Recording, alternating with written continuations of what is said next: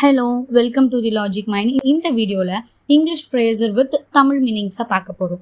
பூசி மழுகாம நேராக விஷயத்துக்கு வா, இல்லைனா உண்மையை சொல்லு, சுற்றி வளைச்சி நீ பேசாத, டைரெக்டாக விஷயத்துக்கு வா அப்படின்னு சொல்லுவோம் இல்லையா?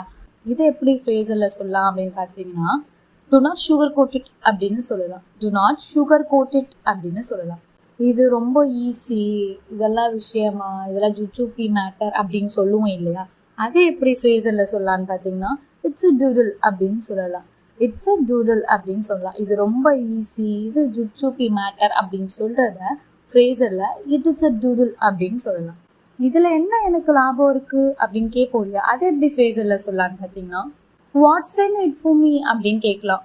Watts in it for me அப்படின்னு கேட்கலாம்.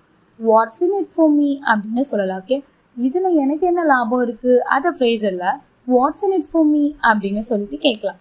இந்த மாதிரி மோர் வீடியோஸ்க்கு நம்ம சேனலை சப்ஸ்கிரைப் பண்ணுங்கள். பிடிச்சிருந்தா லைக் பண்ணுங்கள். தேங்க்யூ.